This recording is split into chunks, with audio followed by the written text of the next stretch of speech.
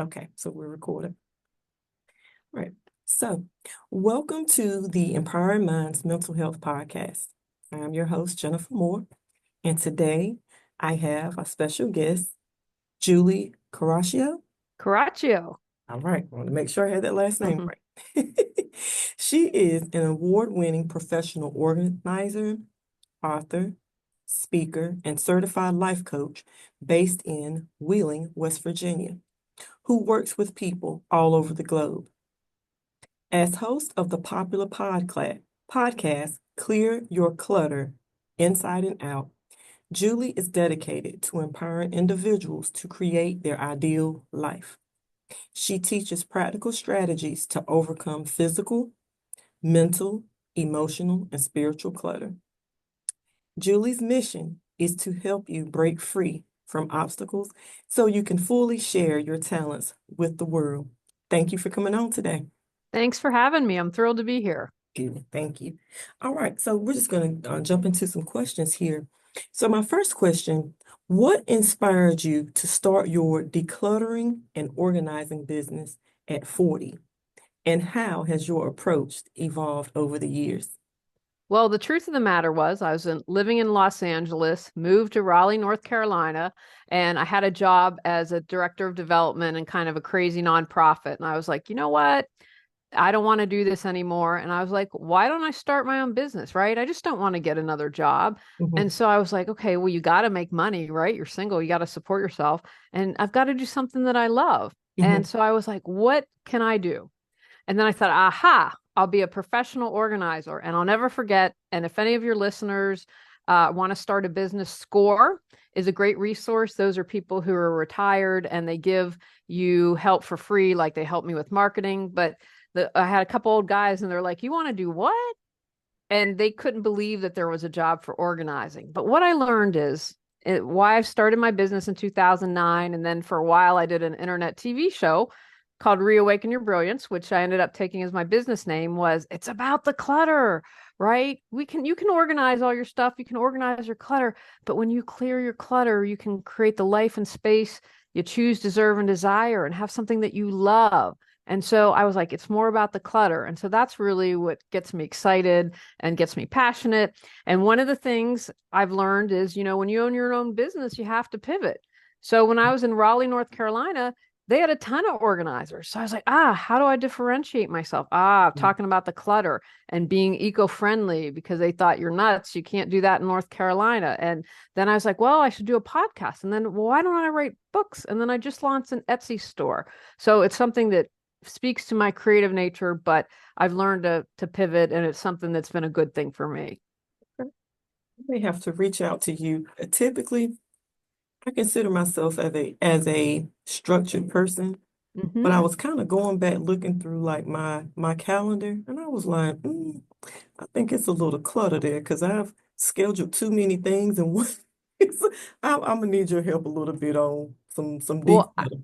I want to share with you a tip that I learned years ago and I switched my thinking. And so I don't pack my calendar anymore. And I'm kind of an introvert. And I'll never forget Yeah, going to 3 networking events in a day. And that was like morning, noon, and night. I was exhausted yeah. by the time I came home. But what I've learned is I leave room in my schedule. I leave time for opportunities, right? So I don't jam pack. And like, for instance, you're a podcast person. I've gotten interviews because there's been a last minute cancellation. I'm like, hey, yeah, I can do it. Let me move a couple things around.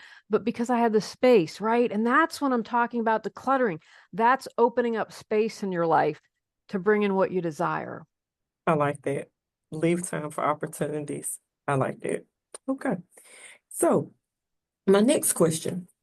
Clutter is often linked to mental health issues like depression and anxiety. Can you explain how physical, mental, and emotional clutter contribute to these conditions and what steps can people take to help them? Great question. So first of all, everything is related and it has that symbiotic relationship. So clutter can cause depression and depression can cause clutter, right? So you can get caught in that cycle and it's hard sometimes to break free from that because they're affecting each other. So if you have clutter, it can add to depression and anxiety. And if you have depression, anxiety, then you might not want to tidy up, right? So Mm-hmm. they've also found that physical clutter, and we'll get to the other in a second, has contributed to people not taking meds, to not sleeping well, to not exercising. I mean, they've done studies on it. I really encourage you, to people who are listening, to find out really, I mean, the impact of clutter, because I feel like we have this really small definition of clutter. And one thing I want people to do is expand it. So a messy desk isn't just a messy desk, it's a roadblock to a promotion, or it's a roadblock to you paying your bills or writing that novel that you've always wanted, or an overstuffed closet is preventing you from bringing that relationship. You want that romantic relationship, you want more connections, but that stuffed closet prevents it.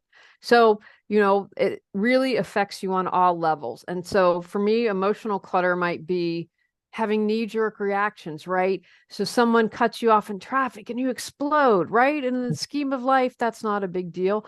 But if you are continually honoring yourself and expressing your emotions, you're not keeping that bottled up so you won't explode. If you are free to express your emotions, you won't engage in emotional eating, right? Because Mm-hmm. that's a challenge that I'm always working on. If I get upset, my knee jerk is to eat instead of expressing how I feel. Mm-hmm. And to me, that's emotional clutter. Does that make sense? It does.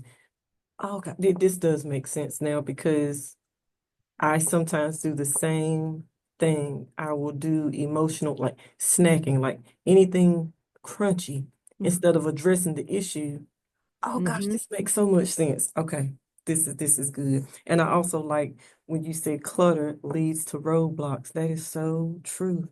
It Okay. is. So with that being said, many people struggle with maintaining, excuse me, you talk about different types of clutter. I jumped ahead of myself, sorry. Physical, mental, emotional, spiritual, and even financial. So, how do you help your clients identify and tackle these different forms of clutter that they may have in their lives? Great question. So first, I don't want people to get bogged down into like something I might call spiritual clutter. They might say, "Oh, that's emotional clutter for me." Great. Just don't get bogged down in the Mhm. label of that. So when I'm working with someone, the first thing we're going to do is look at, where are you stuck? Right? Where is life not working? And I send out a little questionnaire to kind of jumpstart everything. And so that's really our starting point. And so here are some tips. So, like with physical clutter, breaking it down into manageable steps, right? Because someone will say, my very first job, the entire house was full of clutter. And I said, we're going to start with one room at a time and go from there. So if someone listening is like, I have a whole house, that's okay.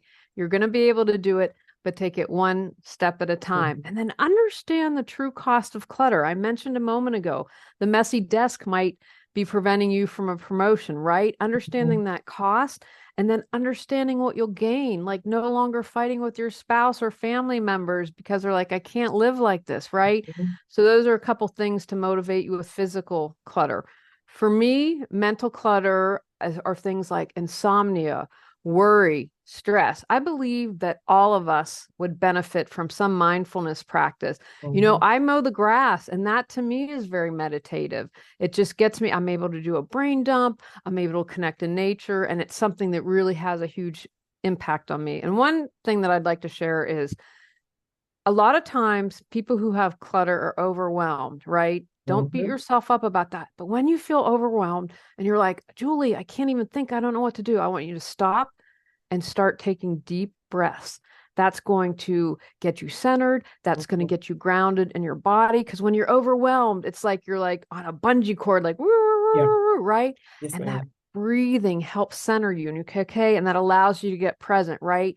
So many times we're in the past, oh, I wish I should have, would have, could have, or in the future, what am I going to do if this happens? Well, life's unpredictable. We don't know. We don't have Mhm. control over. So get present. That is your point of power to change. So I want to thank you for these helpful tips. The one that stood out with me is brain dump. That is something that I have learned to do. It's just become a everyday thing for me. So every Excellent. day when I go home from work, I sit in my car for a few minutes before I go in the house and I just, whatever was at work, stays at work.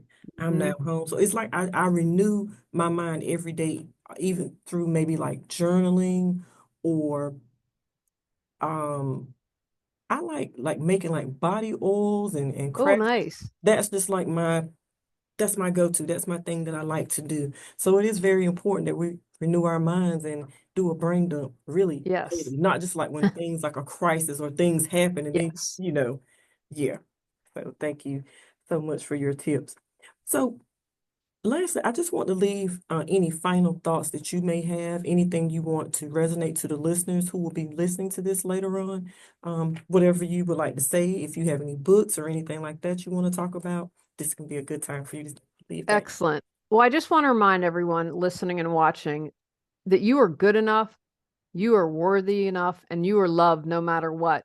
And you Mhm. might have had people in your life tell you that, society tell you that. Let those other voices go. And you're either coming from love or you're either coming from fear. And to me, fear is hate, uh, all the negativity. So Yes. just ask yourself, am I coming from love? And I just want to let everyone know if they go to reawakenyourbrilliance.com, they can find out more about me. I've got 15 books, I've got meditations. I just launched an Etsy store called Declutter Your Life, where I definitely am thinking outside the box with affirmations and different things. So if people are looking to declutter their lives, oh, and just really quickly, if they sign up for my email list, I have a free 10 steps to declutter your life right now in all different areas with a bam, take action to get just jump started.